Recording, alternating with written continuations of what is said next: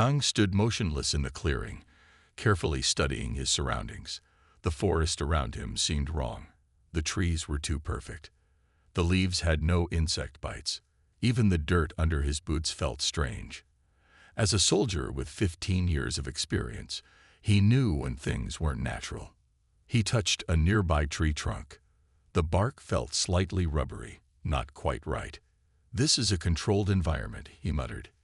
His voice sounded flat, as if the air itself was different. Just 3 days ago, Kang had been walking his regular patrol route near the border. There had been a flash of light so bright it hurt his eyes.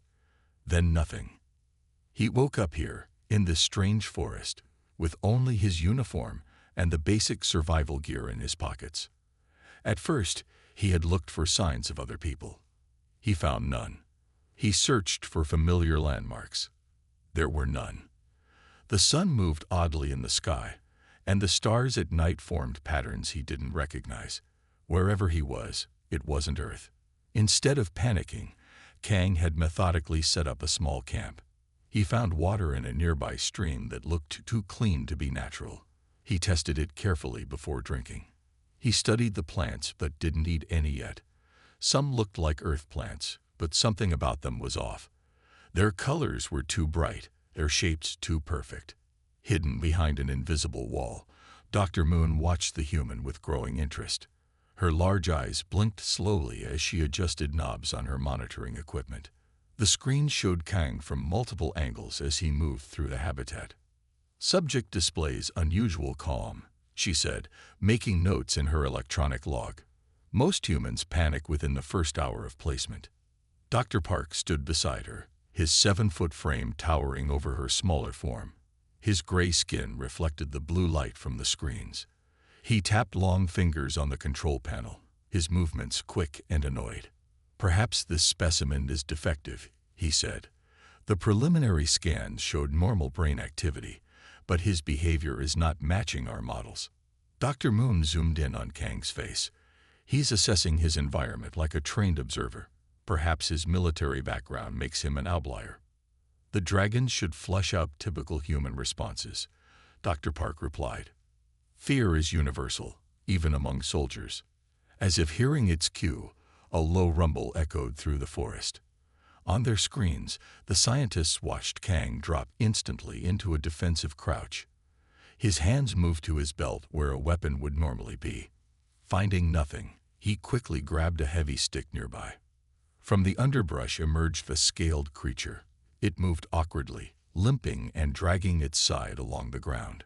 Blood, bright blue against its emerald scales, dripped from a wound along its flank. The young dragon was barely larger than a horse, its wings not yet fully developed. Dr. Moon leaned forward. Now we should see fight or flight responses. But Kang did something unexpected. After the initial defensive posture, he studied the creature. The dragon hissed weakly, clearly in pain. Instead of running away, Kang slowly lowered his makeshift weapon. "You're hurt," he said softly to the dragon. "And you're just a baby, aren't you?" Moving with careful, deliberate steps, Kang approached the injured dragon. The creature hissed again, but seemed too weak to attack. Kang kept talking in a low, soothing voice. "It's okay. I'm not going to hurt you. Let me see what happened to you." "The predator and prey are not behaving as expected," Dr. Moon said with growing concern. She turned to her colleague. "The human should be trying to escape." Dr. Park's large eyes narrowed as he watched Kang slowly circle the dragon. "This is not within predicted parameters. The dragons were engineered to trigger mammalian fear responses. Even trained soldiers showed terror in our simulations." On the screen, Kang was now kneeling beside the injured dragon. The creature had stopped hissing and was watching him warily. With slow movements, Kang tore a strip of fabric from his uniform sleeve. "Going to clean that wound," he said to the dragon.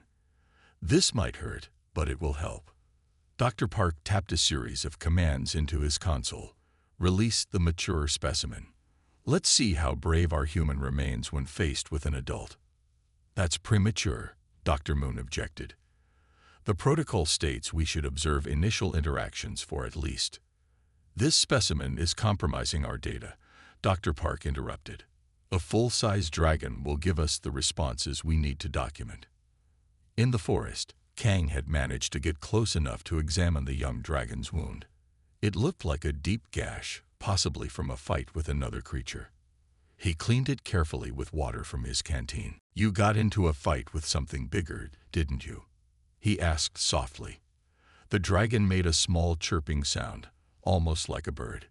Its eyes, large and intelligent, watched Kang's every move. Kang had treated wounded animals before during survival training.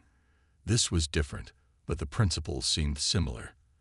The dragon's scales were warm to the touch, not cold like reptiles on Earth. Its breathing pattern suggested pain but not fear. He was so focused on the young dragon that he almost missed the vibration in the ground. Almost. Years of combat had honed his senses. He felt the heavy footsteps before he heard them. Slowly, Kang turned his head. Through the trees came a much larger shape. An adult dragon, at least 3 times the size of the young one, pushed through the forest. Its scales were darker, almost black in the shadowed forest. Its wings, folded against its back, looked powerful enough to create hurricanes, yellow eyes fixed on Kang with predatory focus. Back in the observation room, Dr. Moon and Dr. Park watched with anticipation. "Now we'll see the fear response," Dr. Park said confidently. But instead of running, Kang did something that shocked both alien scientists. He moved to place himself between the injured young dragon and the adult. He raised his hands, palms forward, and stood his ground. "I'm helping your child," Kang called out to the adult dragon. "It's injured." The adult dragon stopped, its massive head tilted slightly, as if confused by this strange creature that neither fled nor attacked. "Impossible," Dr. Park whispered. The fear pheromones should be overwhelming his rational thought by now. Dr. Moon stared at her screens. "He's displaying protective behavior toward the juvenile dragon. That's completely outside our behavioral models." The adult dragon sniffed the air. It took another step forward, then stopped again. Behind Kang, the young dragon made that chirping sound again, louder this time. Kang kept his body between the 2 dragons. "That's right," he said. "This little one needs help, not harm. I'm trying to help." For a long moment, the forest was silent. Then, remarkably, the adult dragon lowered its massive head. It made a rumbling sound deep in its throat. The young dragon chirped again. Then, to Kang's amazement, the adult dragon backed away slowly, still watching but no longer threatening. In the observation chamber, alarms began to sound. "The biometric readings are changing," Dr. Moon said, her voice rising with concern. "The dragons are forming a non-aggressive bond with the human." Dr. Park stared at the screens in disbelief. "This is impossible. The genetic programming should prevent this kind of interaction." As they watched, Kang returned to treating the young dragon's wound. The adult dragon settled nearby, watchful but calm. "We may have made a terrible miscalculation," Dr. Moon said quietly. Neither alien scientists realized yet just how right she was. They had chosen Kang specifically because his psychological profile suggested standard human responses. They didn't know he had specialized training in handling unknown species. They hadn't discovered his past work with the secret government task force created to prepare for alien contact. As Kang bandaged the young dragon's wound, he was already forming plans. These weren't mindless beasts. They were intelligent, and intelligence could be communicated with, could be allied with. The aliens had just made their first critical mistake. 5 days had passed since Kang arrived in the strange forest. He had built a small but comfortable camp near a clear stream. Using branches and leaves, he made a simple shelter. He gathered strange fruits that he carefully tested before eating. Most importantly, he had made a friend. The young dragon, whom Kang named Tai, lay nearby on a bed of soft leaves. Its wound was healing well.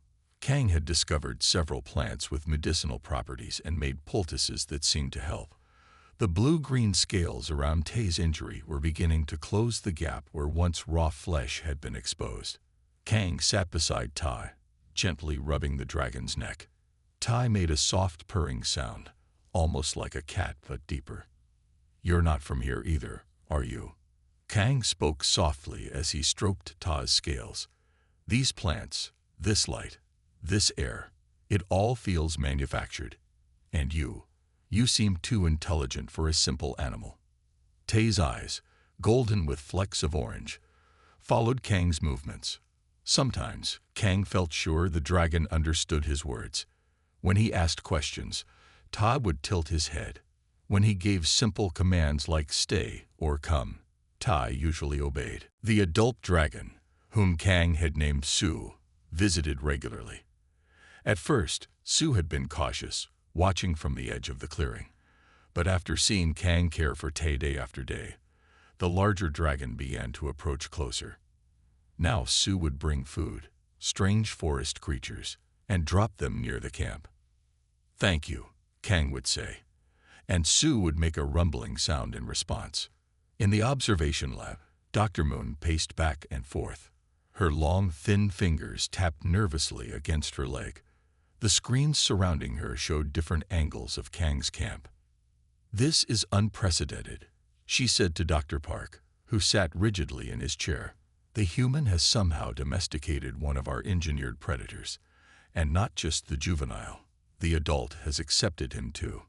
"Impossible," Dr. Park insisted, his voice sharp. "The dragons are genetically coded for aggression against mammals. Their brain structure should prevent this kind of bonding." Dr. Moon pointed to one of the screens. "Then explain that." The monitor showed Kang washing Tai's scales in the stream. The young dragon playfully splashed water with its tail.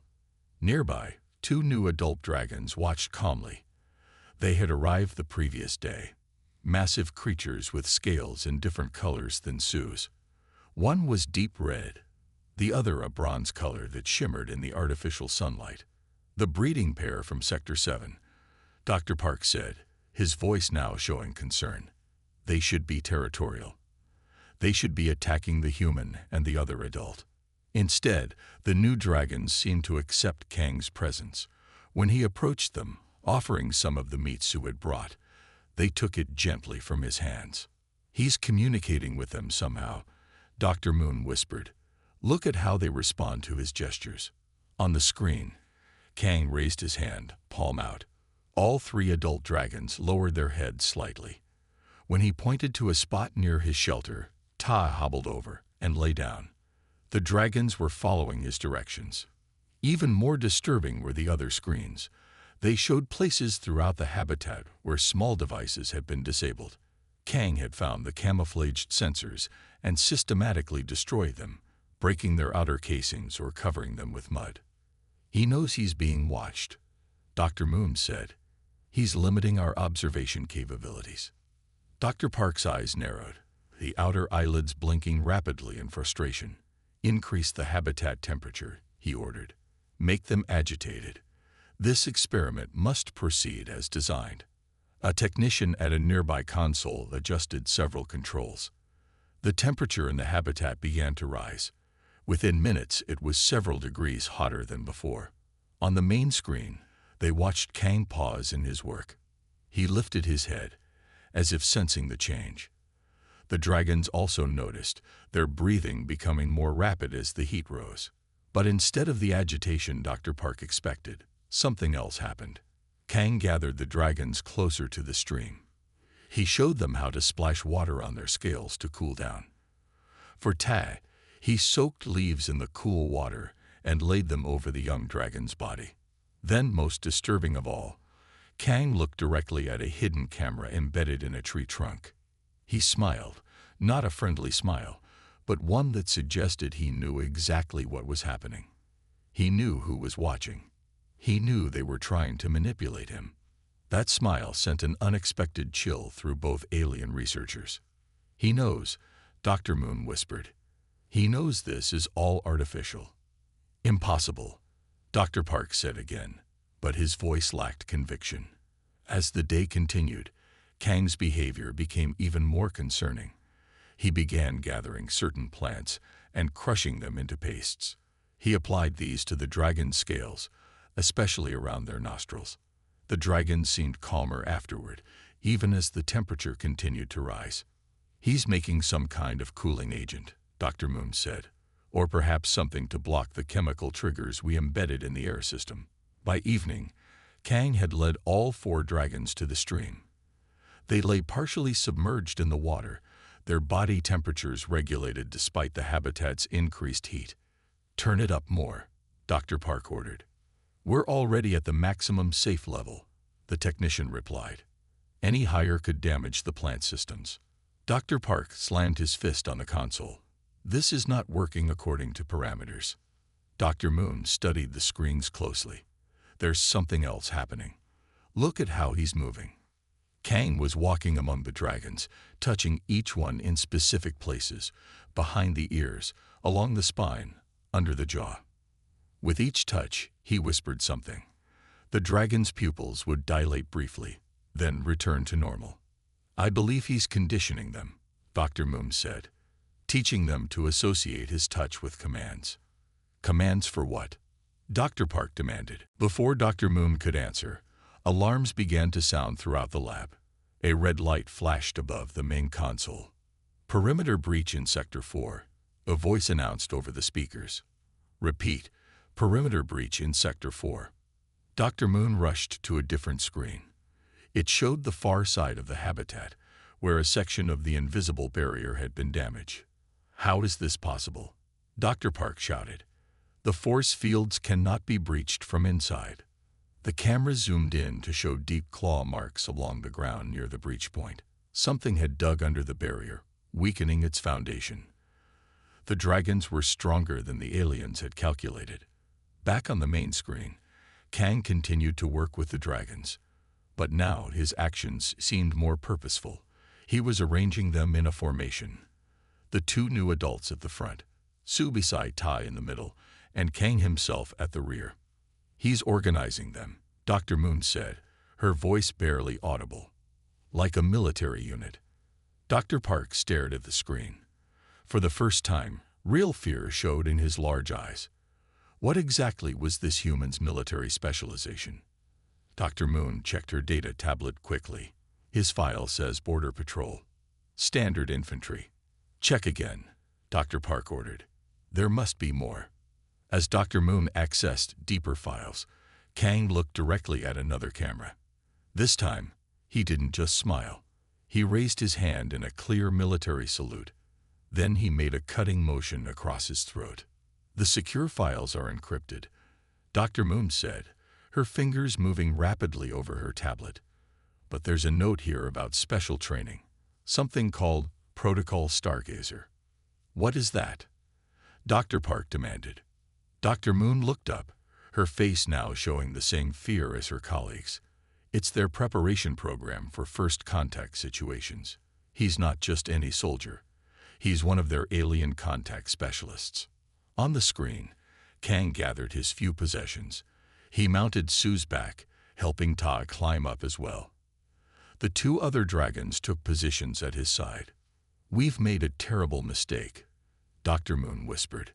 Dr. Park watched as Kang and his dragon allies moved purposefully through the forest, heading toward the breached perimeter. "Lock down the entire research station," he ordered. "This experiment is no longer contained." But it was already too late.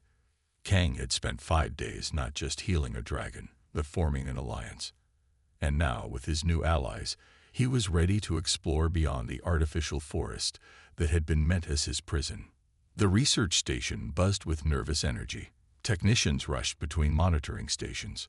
Security personnel checked weapons. Through it all walked General Yi, his tall frame casting long shadows on the polished floor. His uniform, black with red markings of high rank, made others move quickly out of his way. General Yi entered the main observation room, where Dr. Moon and Dr. Park waited. Neither scientist looked comfortable. They had been summoned 3 hours ago, when the general's ship arrived at the station. "Tell me about the human," General Yi demanded. His voice was deep, and carried natural authority. He did not sit in the offered chair, choosing instead to tower over the two researchers. Dr. Moon touched her console. A holographic display appeared, showing a human male's profile.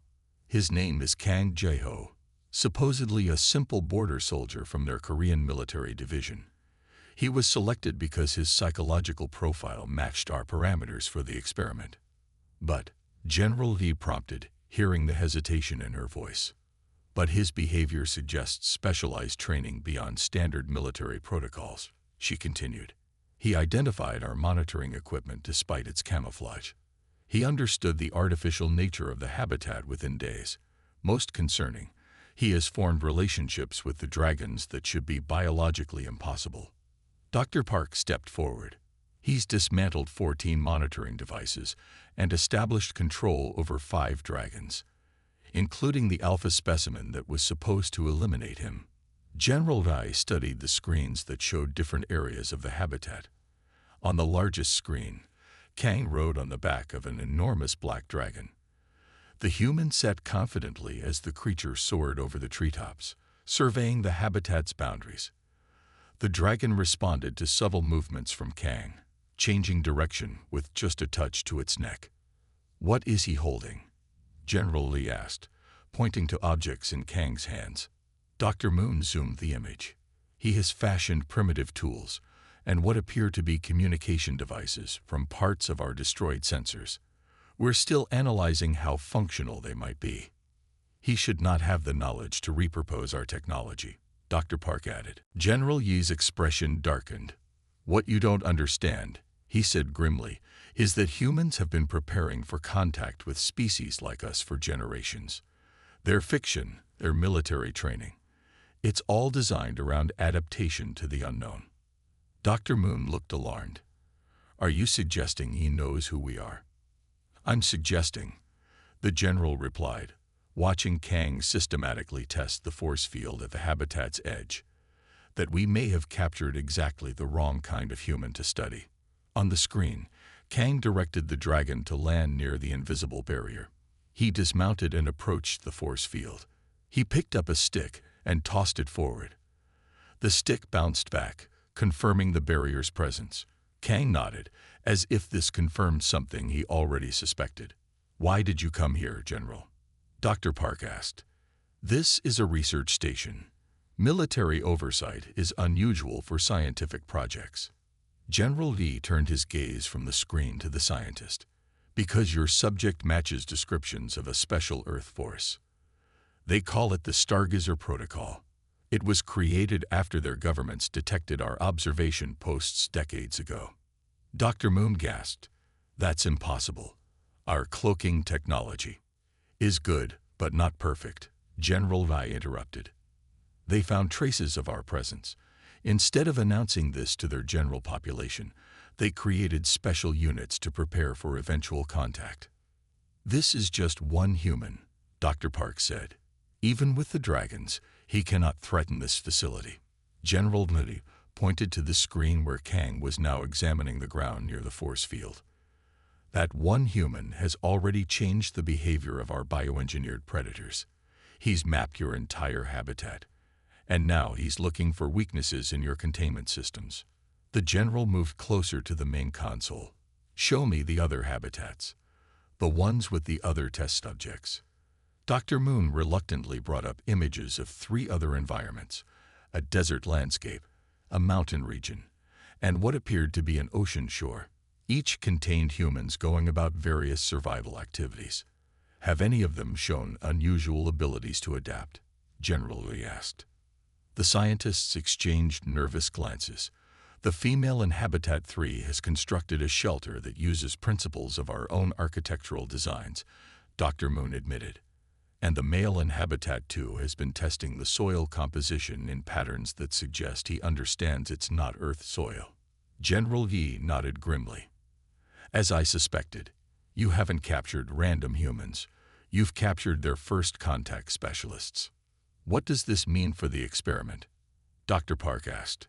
"It means," General Lee said, "that your experiment is now a military matter.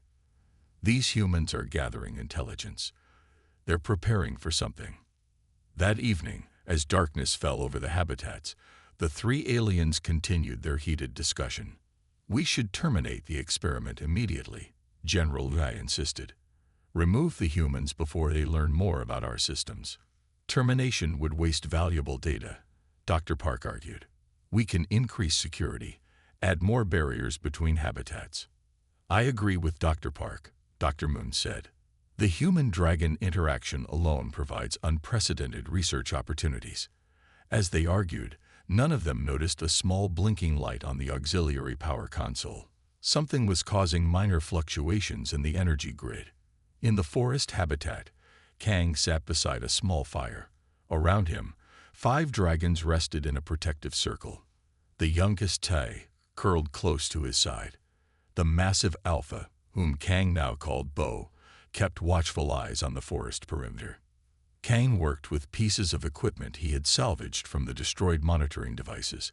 His fingers moved with practiced precision, connecting wires, adjusting small components. Years of specialized training had prepared him for exactly this scenario. "Almost there," he whispered to Ta. The young dragon chirped in response. Suddenly, the artificial stars above them flickered. Just for a second, the entire habitat dimmed. Then the lights returned to normal. But in that brief moment, Kang saw something extraordinary. The force field that surrounded the forest became visible as a faint blue wall. And beyond it, Kang glimpsed other environments. A desert, mountains, an ocean shore. Most importantly, he saw other humans in those habitats. "I knew it," Kang said softly. "We're not alone." Bo, the alpha dragon, raised his massive head and made a low questioning sound. "Yes, my friend," Kang said, patting the dragon's side. "There are others. And now we need to reach them." Kang held up the device he had been working on. It was crude but functional, a transmitter cobbled together from alien technology. The question was whether the others would have built similar devices. If they were who he suspected they were, they would have. He turned it on. A soft hum emerged from the small box. Kang adjusted a dial, finding the frequency he had memorized years ago during his Stargazer training. "Stargazer protocol activated," he said into the device. "This is Kang Jai-ho, Korean Division. Confirming hostile first contact. Alien species has capture capabilities. Using biological weapons, reptilian creatures. I have turned these assets. Seeking contact with other human operatives. Respond on this frequency." He released the transmit button and waited. For several long moments, there was nothing but static. Then, faintly through the small speaker came a voice. "Stargazer acknowledge. This is Sun, Chinese Division. I have visual confirmation of your habitat. Forest environment, correct. I'm in desert sector. Have made contact with local fauna as well." Kang smiled, just as he had hoped. The aliens hadn't captured random soldiers. They had inadvertently brought together Earth's specialized first contact team. The power fluctuation was brief. Sun's voice continued. "We may not have long to communicate. What's your status?" "I've bonded with the dragon species," Kang replied quickly. "They're genetically engineered but responsive to human control once trust is established. I've located weaknesses in the containment field but can't breach it alone." "Understood," Sun replied. "I've identified 2 others in different habitats, Kim from the ocean side and Jun in the mountains. If we coordinate..." The transmission suddenly cut off as the power stabilized. The aliens had corrected the fluctuation. Kang put down his makeshift communicator. It was enough. He knew now that he wasn't facing this alone. The Stargazer protocol was in full effect, with trained operatives in position throughout the facility. Looking at his dragon companions, Kang smiled. "Tomorrow, we begin Phase 2, he told them, though he knew they couldn't fully understand his words. "The hunters are about to become the hunted." Back in the control room, General Yi stared at a different screen, one showing power consumption throughout the station. "What caused that fluctuation?" he demanded. Dr. Moon checked the systems. "Minor surge in the environmental controls. Nothing serious." "Check again," General Lee ordered, and increase security around all habitat boundaries. But it was already too late. The knowledge Kang had gained could not be taken back. The humans knew about each other now, and soon the aliens would discover just how dangerous their test subjects really were. Loud alarms rang through the research station. Red lights flashed in every hallway. Alien technicians rushed from room to room, their gray faces showing fear. Dr. Moon ran into the main control room. Inside, 10 technicians worked frantically at their stations. Screens around the room showed different parts of the station, many flashing with warning signals. "Report," she demanded, trying to keep her voice steady. A young technician looked up from his console, his large eyes wide with panic. "Multiple containment breaches," he said. "The dragons in Habitats 3 and 7 have disabled the security fields, and the human subject in Habitat 1 has disappeared entirely." Disappeared. Dr. Moon moved to the technician's screen. The forest habitat showed signs of damage.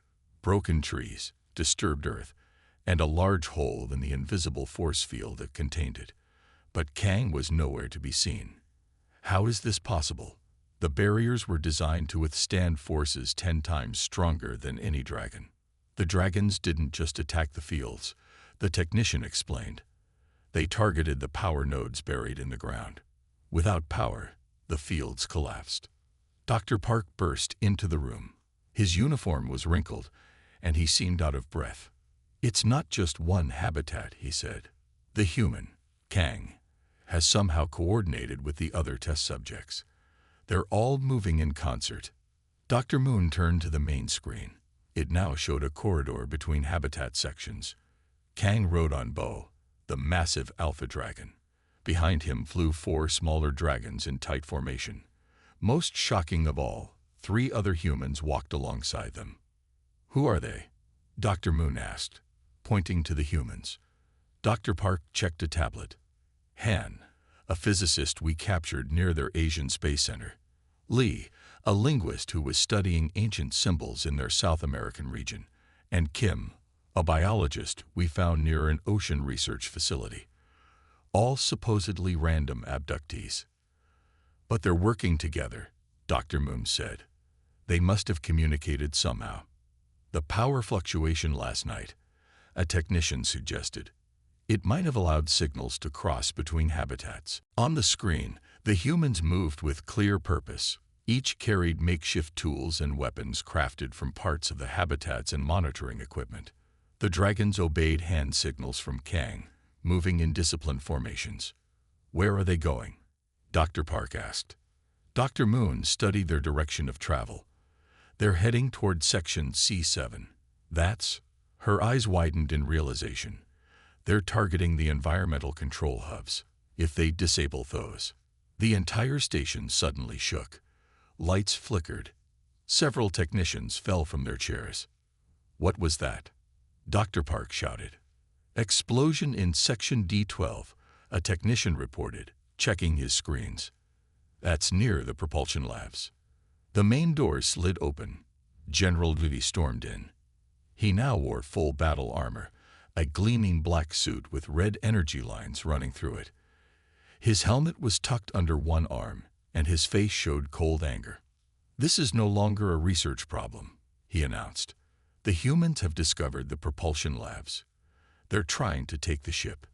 "That's impossible," Dr. Park said. "Those labs are behind 3 security checkpoints, and even if they reached them, how could they possibly know how to operate our technology?"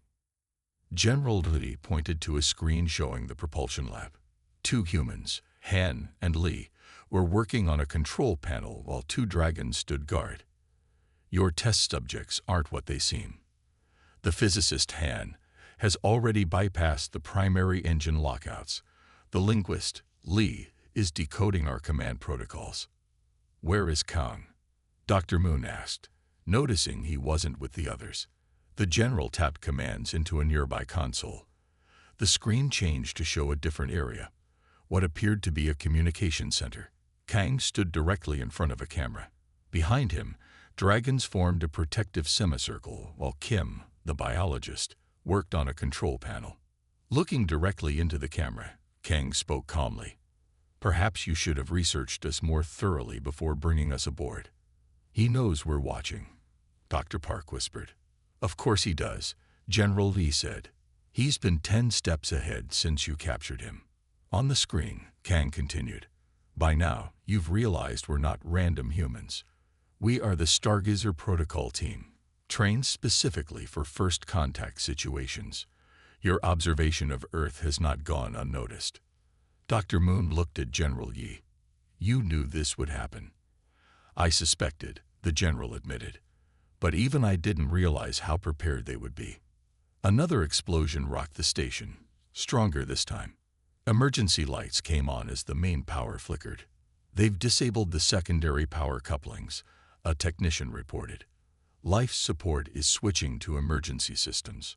Dr. Park looked panicked. "How are they doing this so quickly? They shouldn't understand our technology." "Because," General Yi said grimly, "they've seen it before. 30 years ago, one of our scout ships crashed in their ocean. They recovered enough to study our basic systems." On the screen, Kang seemed to hear this conversation. He smiled slightly. "Your general is partly right," he said. "We did recover a scout ship, but what you don't know is that its pilot survived." This news visibly shocked even General Yi. "Impossible. No recovery teams were ever sent." "Because you thought the pilot died in the crash," Kang continued. "But she lived. And she taught us about your species, your technology, your weaknesses." As if to emphasize his point, another section of the station lost power. The screens showing that area went dark. Dr. Moon turned to a communication panel. "This has gone too far. We need to talk to them." "Negotiate." "Negotiate," General Yi laughed bitterly. "They're taking over our research station. They're reacting to being captured and experimented on," Dr. Moon argued. "Any species would do the same." She activated the communication system. "Kang, this is Dr. Moon. We wish to discuss terms." On the screen, Kang raised an eyebrow. "Terms? You're not in a position to offer terms, Doctor, but I'll listen." "What do you want?" she asked. "First, release all containment fields." "There are 8 more humans in habitats we haven't reached yet," Kang said. Dr. Moon looked at General Yi, who reluctantly nodded. She typed commands into her console. "Done." "Second, power down all weapons systems," Kang continued. "Absolutely not," General Dai interrupted. "That would leave us defenseless." Kang smiled again. "General, look at your situation. Half your systems are already under our control. Your dragons, yes, we know you created them. Now respond to our commands. Your options are limited." As if to prove his point, the lights in the control room itself flickered and died. Only emergency lighting remained. "They've reached the main power core," a technician reported fearfully. Dr. Park slumped into a chair. "How did this happen?" "The experiment was perfectly designed." "Your experiment," Kang said through the still-functioning communication system, "made one critical error. You assumed humans were simple test subjects. You never considered we might be studying you in return." The screen changed to show all 4 humans now together in what appeared to be the ship's bridge. Around them, dragons of various sizes stood guard. Han worked on the main navigation console, while Li studied the ship's communication array. "We don't wish to harm anyone," Kang continued. "But we will take control of this vessel. You have 10 minutes to move all personnel to the emergency shuttles. After that, we cannot guarantee your safety." General Lee turned to Dr. Moon and Dr. Park. "This is your fault. Your experiment has compromised our entire mission." Dr. Moon looked thoughtful. "Perhaps not. They clearly want the ship, not us. If we evacuate now, we can regroup at the main fleet." "And tell them what?" General Yi demanded. "That we were outsmarted by a species we considered primitive." On the screen, Kang seemed amused by their conversation. 9 minutes remaining, he reminded them. "And General, we're not primitive. We're just very, very motivated. As the evacuation alarm began to sound, Dr. Moon took one last look at the screen. The human she had studied for days now controlled their most advanced research vessel. And the dragons, creatures engineered to be the perfect predators, now served him willingly. "We should have never underestimated them," she said quietly.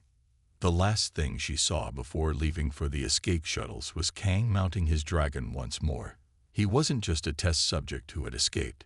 He was a soldier who had completed his mission. The command center of the research vessel was eerily quiet. 20 alien officers stood in a half-circle, their gray faces showing a mixture of fear and anger. Before them stood Kang and his 3 human companions. Dragons of various sizes lounged around the room. Both, the massive alpha dragon, lay directly behind Kang, his yellow eyes watching the aliens carefully. Yum-Ta sat beside Kim, the biologist, who gently stroked the dragon's scales. The other dragons positioned themselves near doors and control panels, creating a living security system. Han, the physicist, worked at the main navigation console. His fingers moved confidently over the alien controls. Li, the linguist, monitored communication systems, occasionally adjusting settings to block outside signals. At the center of the alien group stood Dr. Moon, Dr. Park, and General Yi. The scientists looked defeated. The general maintained a rigid military posture, but his eyes revealed concern. "I believe it's time we had an honest conversation," Kang said, breaking the tense silence. "About Earth, about your species, and about these magnificent creatures." He gestured to the dragons around the room. "You have hijacked our research vessel," General Yi responded coldly. "What is there to discuss?" "The truth," Kang replied simply. "For 50 years, Earth governments have known about your observation posts. The dragons you engineered were based on creatures your ancestors introduced to our planet millennia ago." Dr. Moon's large eyes widened in shock. "That's impossible. Our research has been completely covered. We've used the most advanced cloaking technology in the galaxy." "Your technology leaves radiation signatures," Han interjected, looking up from his console. "We've been tracking them since the 1970s. What you call cloaking technology emits a very specific type of radiation. Once we knew what to look for, we found your observation posts everywhere." "The Dragon Project gave you away completely," Kim added, continuing to stroke Ta's head. "The genetic markers were too similar to fossil records from Earth's distant past." General Ray stepped forward, his armor making soft mechanical sounds as he moved. "If what you say is true, why allow the abductions to continue?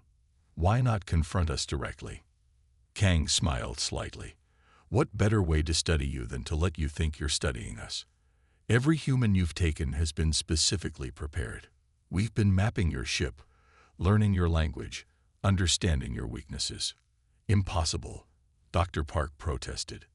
"Our selection process was random. We chose subjects from different parts of your planet with different skills." "Did you really think it was coincidence that you captured a military specialist, a physicist, a linguist, and a biologist?" Li asked. "We made sure we would be randomly selected." Kang walked toward the large viewport that showed the stars outside. "When your ship appeared in Earth orbit 3 months ago, we activated the final phase of Stargazer protocol. We knew you would take test subjects. We made sure the right ones were available." The alien leadership exchanged troubled glances. This revelation changed everything they thought they knew about humans. "The dragons were your mistake," Kim said, as Tai made a purring sound under her touch.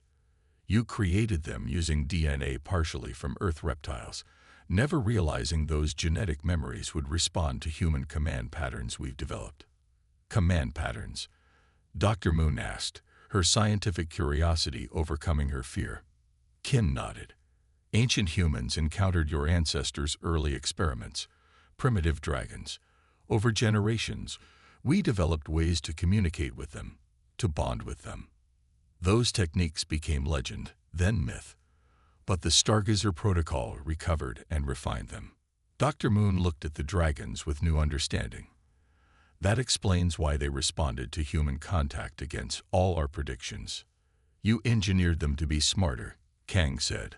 But you didn't realize that would make them remember more clearly. Bo, the alpha dragon, raised his massive head and made a deep rumbling sound. The other dragons responded with similar calls, creating an eerie harmony that made several aliens step back nervously. "What do you intend to do with us?" General Lei asked, his hand moving slightly toward his weapon. Kang noticed the movement. "We could have killed all of you. We didn't. That should tell you something about our intentions." Lee approached the alien leadership, holding a small device. "We're not here to fight. This contains a proposal from Earth's United Council, a peaceful exchange of knowledge, and an end to covert abductions." General Nuddy looked skeptical.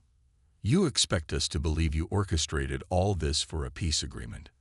"We orchestrated this," Kang replied firmly, "because your species has been studying us like lab animals for decades, taking people, experimenting on them, and returning them with memories wiped, but not always completely wiped. The trauma remained. We needed to show you that humans are not to be underestimated." Dr. Moon carefully took the device from Lee. "What exactly are you proposing?" "Open diplomatic relations," Lee explained.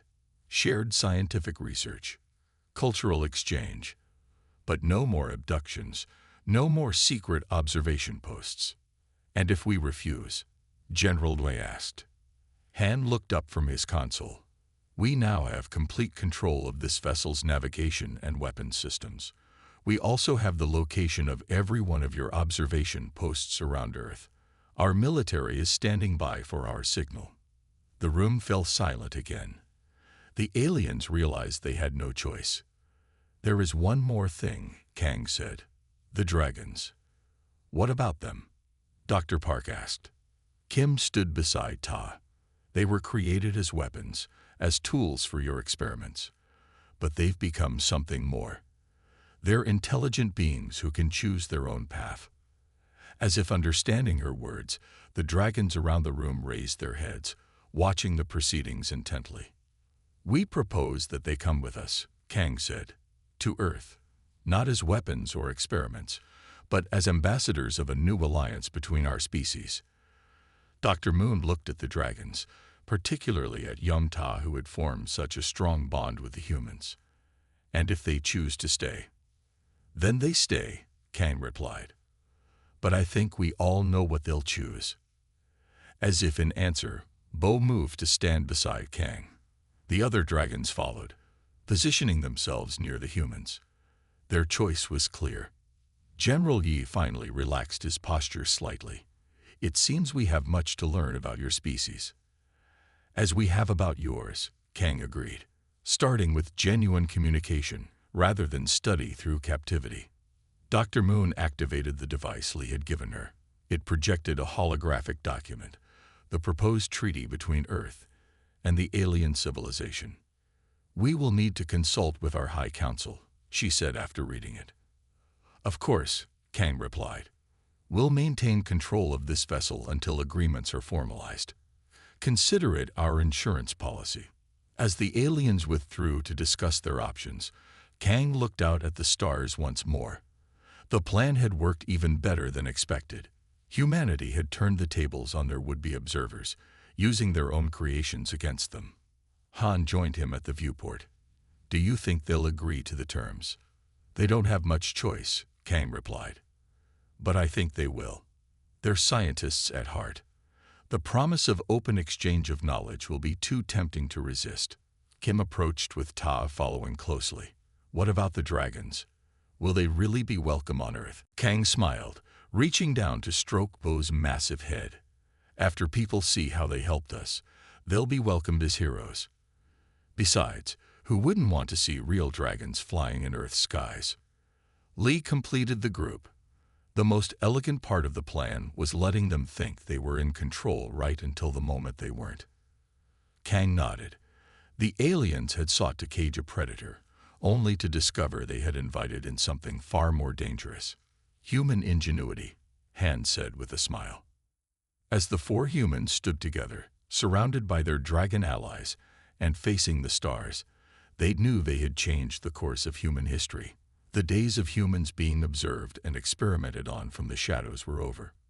Earth was now taking its place among the stars, not as specimens to be studied, but as equals to be respected. And they had the dragons, once weapons created to destroy them, now allies bound by friendship and trust, to thank for it. Bo made a deep rumbling sound that seemed almost like satisfaction. Kang placed his hand on the dragon's massive neck. "We did it, my friend," he said quietly. "Now let's go home." The end.